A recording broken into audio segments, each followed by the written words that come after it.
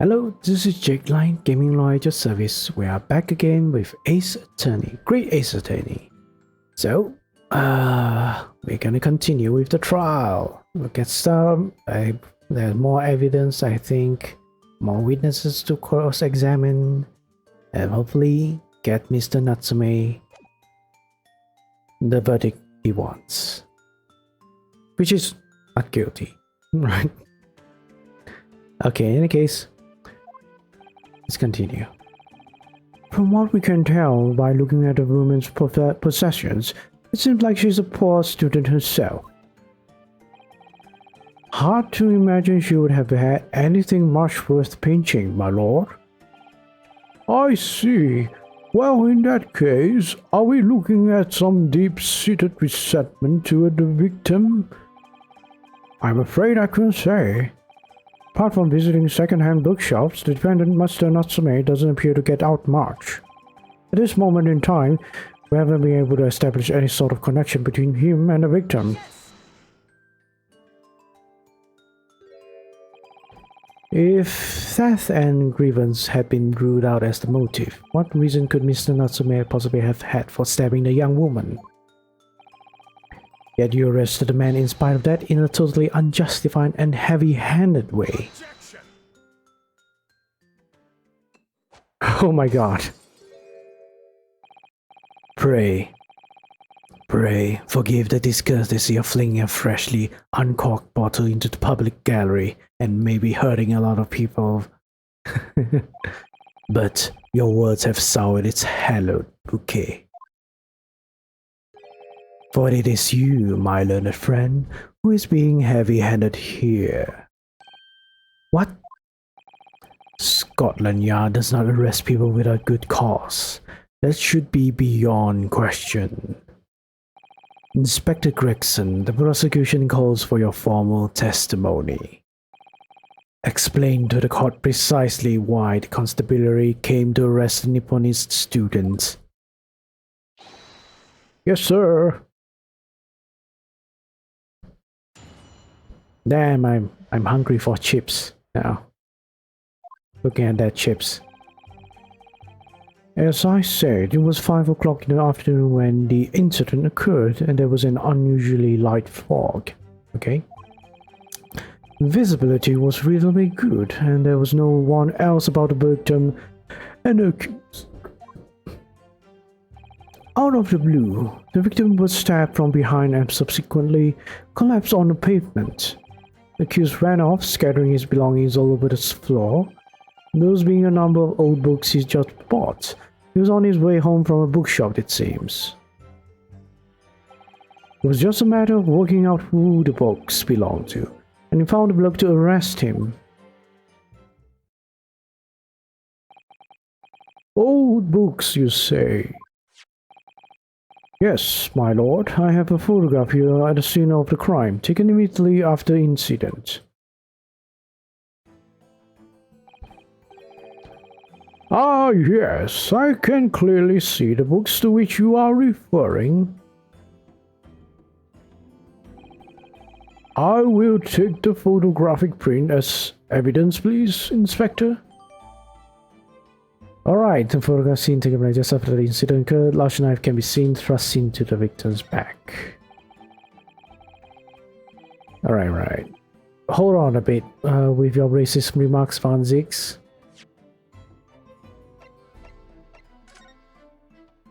Magnifying glass. So far the magnifying glass has no use. Doesn't tell me anything. Right, doesn't really tell me anything.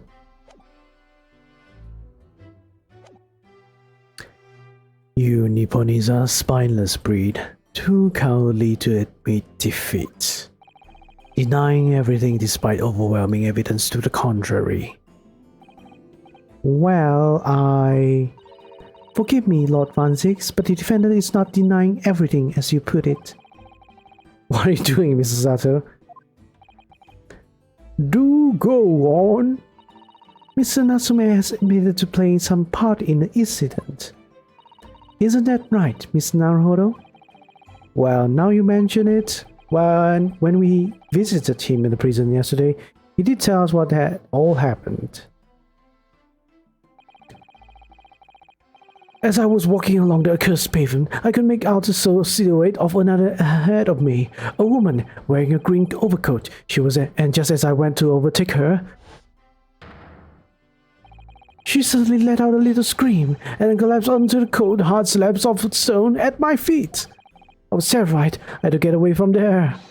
So I ran as fast as my legs could carry me back to my accursed lodgings. A green overcoat.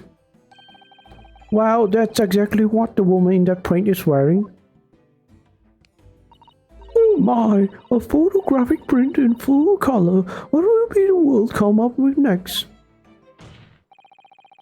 The defendant has done nothing more than admit he fled the scene of a terrifying incident. That does not mean that he's guilty of the heinous crime of stabbing the woman in the back. There was nobody else there at the time, just the two of them, and the victim and the accused. In other words, there's nobody else who could possibly have stabbed a woman. A fact that the accused concedes. Ugh.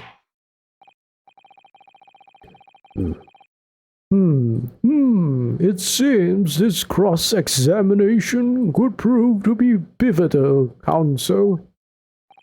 Proceed, please. Yes, my lord. Nothing for it. I have to use this cross-examination to turn the tables here. It's our only chance.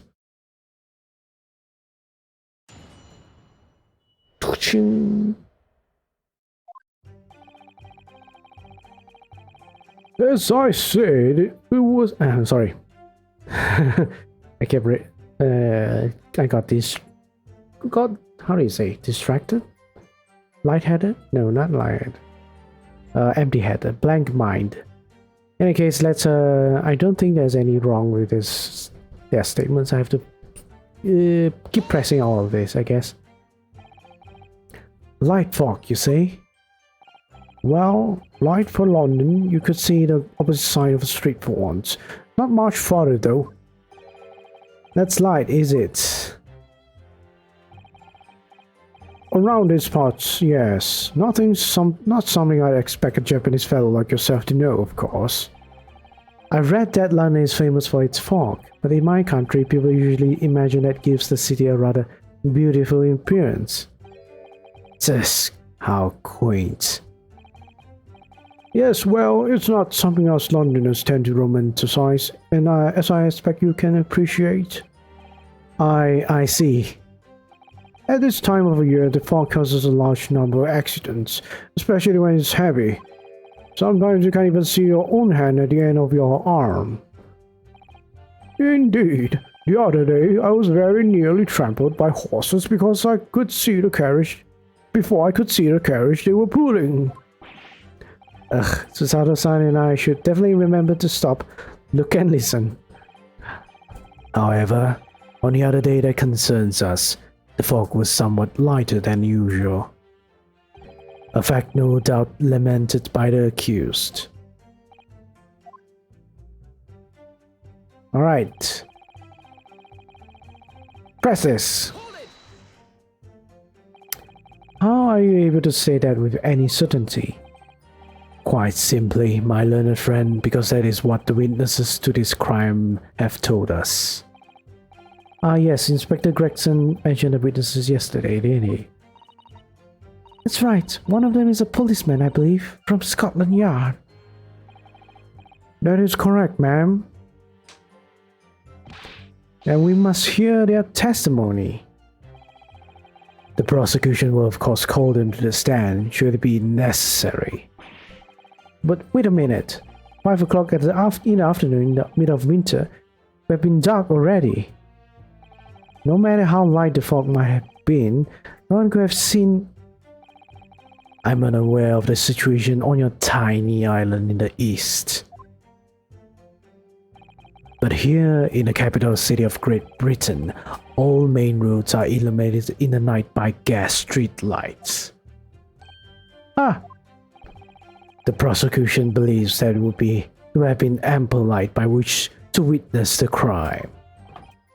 Quite. Here in London, for the first time in history, mankind has completely conquered darkness. Which means we really need to hear those witness statements. If I could just get through the fog of this cross-examination, maybe we'll be able to. It seems the counsel for the defense is taking stock. Continue with your testimony, Inspector.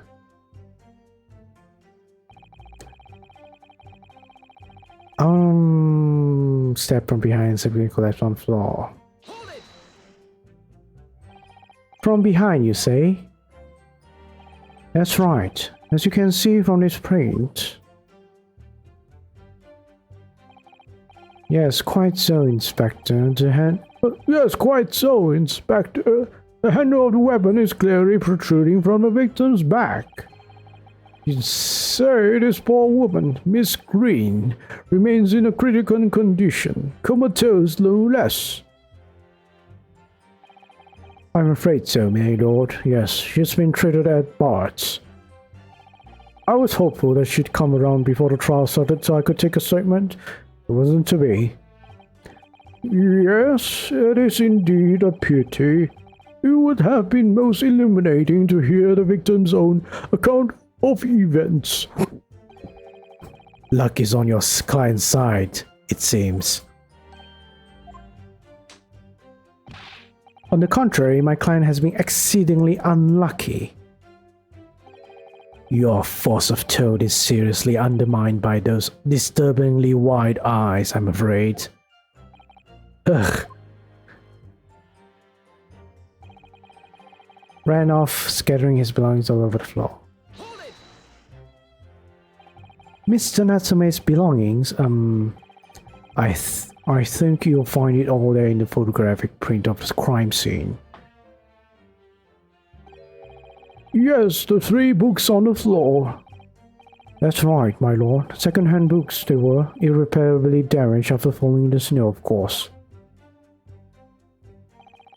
The accused could easily have carried all 3 books in one hand, which means his other hand would have been free to wield a knife, for example. He's very clever, isn't he? What do you mean? He's made it extremely hard for you to assert that Mr. Natsume had his hands full with his books.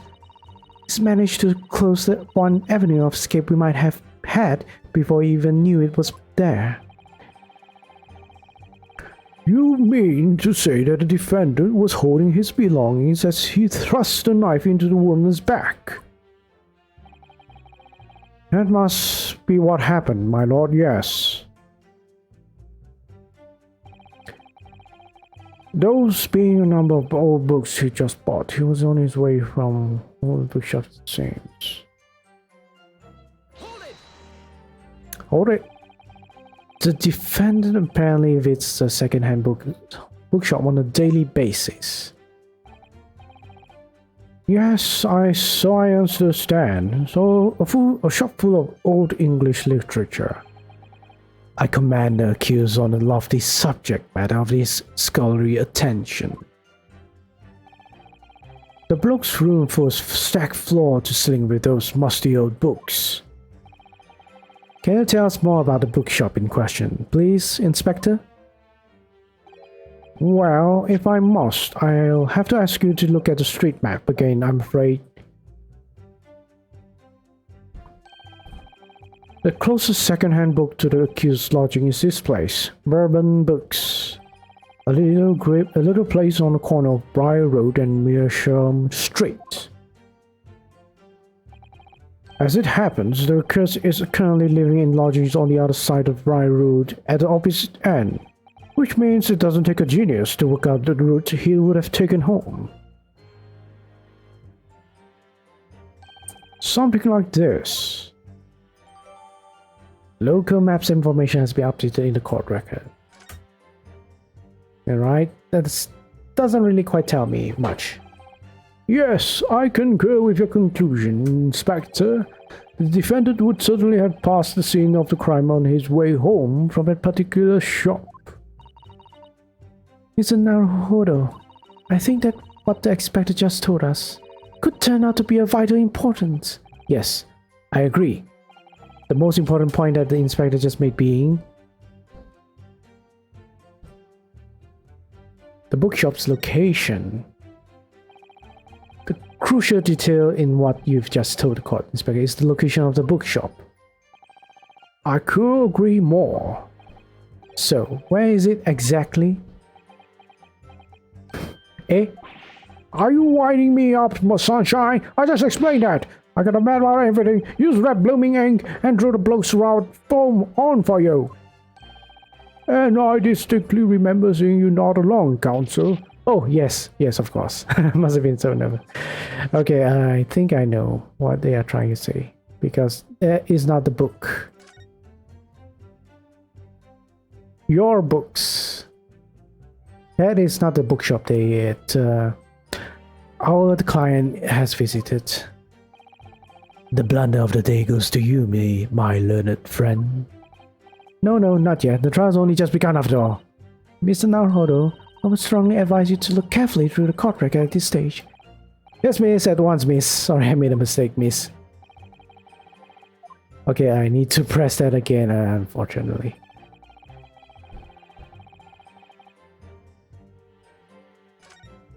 Bloody hell. No, let me go back. Okay.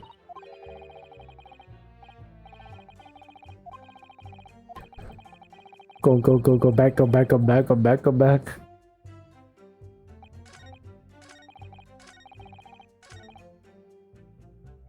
Press.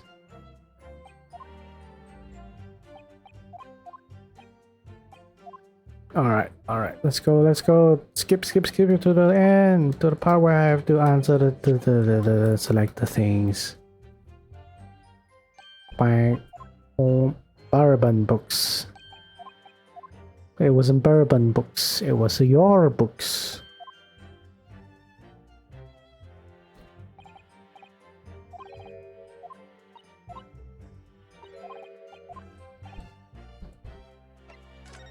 The bookshop's name. Inspector Gregson, may I ask you a favor? What? Would you kindly add the name of the bookshop to your formal testimony, please? I believe it may be of a vital importance. Maybe? Oh, well, you know, I mean, yes. It could be a very important clue. I'm gonna shout at you very soon. Very well, not that I can see it being of any great significance, but please revise your testimony accordingly, Inspector. Yes, sir, my lord, whatever you say. Could the man be any more sardonic? What is sardonic? And that's the first time I ever seen that word. Okay, time to present. Objection! If I could just stop you there, Inspector Gregson. What is it, Sunshine? I'm a busy man, you know. This is a receipt that we found in Mr. Nutsmay's room. It was issued on the day of the incident, and it details the purchase of 3 second-hand books. And you found that in accused's room, ain't you? You know, you're tampering evidence. I can arrest you for that. Yes, but the point is not where the receipt was found, but the name of the shop printed on it. Go on. This receipt was issued from a bookshop called Your Books. Your Books? Y-O-R-E? I presume? Yes, my lord. So Mr. Natsume did indeed purchase a number of books at a second-hand bookshop that day. However, the bookshop in question was not Bourbon Books. Hey, what? Inspector, do you know of this other bookshop? Yes, sir. Your book is another second-hand bookshop not far from Bourbon Books. It's just that, well, it's such a small place, I didn't think the accused would have known about it. But in fact, that is the bookshop which the defendant visited on the day in question. And this receipt proves it.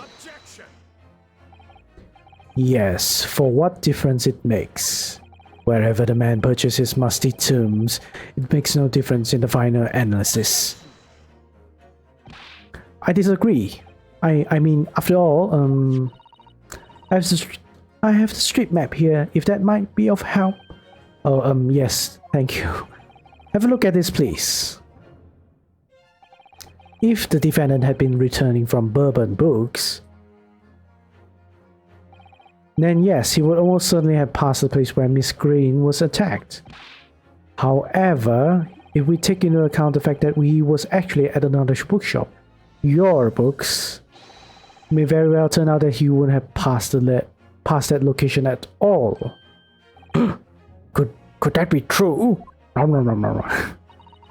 My, it rather depends on where this other bookshop is, but I do declare it may be a possibility. Is that right, Mr. Lawyer, sir, what you just said? Absolutely. It absolutely could be right. I have no idea where the bookshop is, though.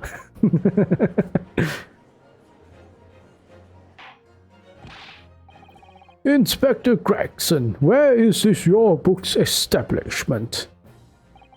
Well, obviously we'll look into it at right beside the Bourbon Books. Oh, it's there. It's just here on the next corner of Mersham Street going east. Local maps information are better.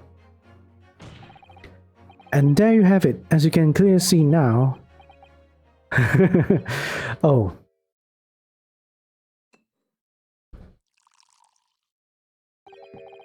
My learned Nipponese friend is obviously in training to be a clown. The way he regales us with such witticisms. To your future career in the circus. You put that glass down now, or I'll put it down for you. Didn't think I needed to spell you out, but here we go. If the accused was coming from your books instead of Bourbon Books, there's no doubt he still would have passed the place where the victim was stabbed.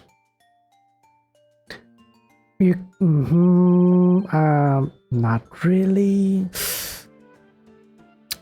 Yes, thank you, Inspector.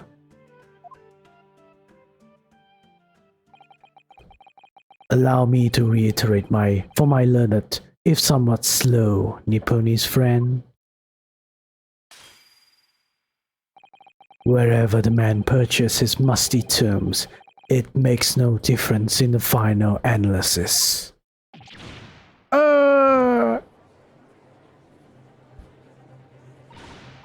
As I suspected, you can't fool me, and I don't suggest you try. What did you say, eh? I've had enough of this now. Back up, pardon. They'll be sorry, but would you mind repeating that? Mr. Naruto, we mustn't give up. What? What do you mean? If the prosecution's assertion is correct, the members of the jury may very well decide that Mr. Natsume is guilty. Ah, she's absolutely right. We must think. Let's consider the assertion just put forward by the prosecution very, very carefully. They claim Suseki-san must have passed the location of the incident on his way home from your books, but... Raise an objection. The assertion just made up by prosecution is fundamentally flawed. Explain yourself, counsel. Yes, my lord. You can see what I mean on this map. When returning from your books to his lodgings, Mr. Natsume could have followed the route suggested by the prosecution. However, that isn't the only conceivable route to take between the two places. If the defendant used these streets, look what happens. He arrived back at his lodgings while passing the location where the victim was attacked. Talking back to a clown is a fool's errand, of course. However, I feel compelled to point out that that route is what is commonly referred to as the long way around. Ah, on a cold winter's night, why would any man choose to take a longer route home? Well, the answer is extremely simple. He wouldn't. In other words, the accused took the obvious route back to his lodgings and is the obvious perpetrator of this crime. But, aha, yes, I've got it. Obviously, we must ask the man himself, ask Mr. Natsume which route he took home. I have already informed the court of the accused's response to such question. He claims he has no recollection. That's right. As I say, the bloke seems to spend his time outside wandering aimlessly from A to B. That day was no exception. He says he doesn't remember where he was, which route he took home. I don't believe this!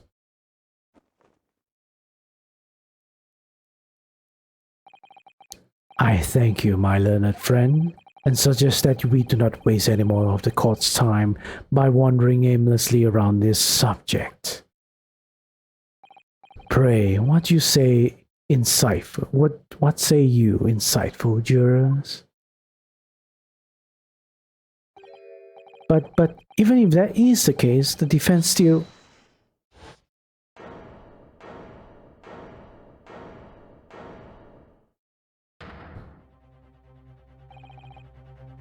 I agree with Lord Van Zix, wholeheartedly and in every way. What? I don't believe it. Does this mean we members of the jury now are completely convinced now? Very well. In that case, I hereby call upon all members of the jury to present your findings to the court. Guilty. Guilty. Guilty. Guilty. Guilty. Okay.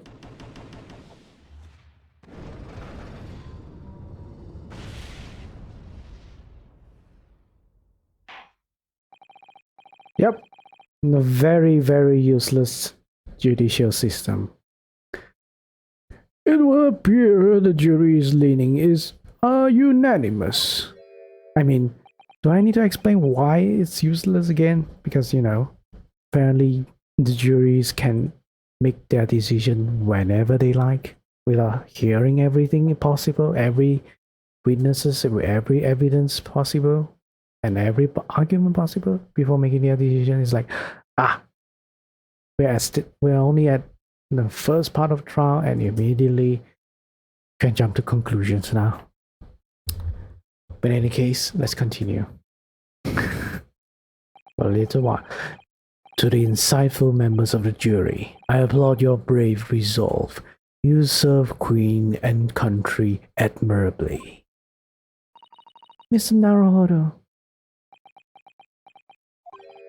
No, not yet. This isn't over yet. I still have one last chance to sway the opinion of the jury. I have to tip the balance of those scales the other way. I have to turn this around. Somehow. Those are the eyes of Quarry, not yet willing to give up and die. So I presume you intend to wield your rights again in this trial. Rights of the defense written in antiquated British law that should have been buried long ago. Call it antiquated if you will, but it's the defense prerogative to carry out a summation examination if it so chooses. Very well, counsel. In accordance with the letter of the law, we shall proceed with a summation examination. Are the members of the jury ready, Mr. Foreman? Of course we're ready. I'm all too familiar with the Nipponese whippersnapper and his uncle's refusal to throw into his alley. Very well then, ladies and gentlemen of the jury.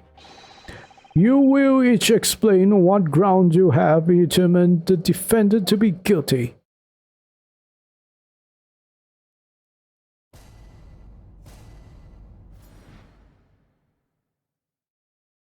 All right, jurors' contention just in time. We have to continue this next episode. Hope you have enjoyed this. This particular episode as well. Thank you so much for watching. We'll see how we are gonna convince the jurors again. Really, if let me just add this small part. If the trial could have been continue for to its completion, we would not need this jury's summation examination, whatever it's called. I can't remember, but yeah, we wouldn't need this process at all because we shouldn't be convincing the jury every time, right? Every time they make a unanimous decision already, make a decision already. In any case, take care. Stay hopeful, but be critical. Bye bye.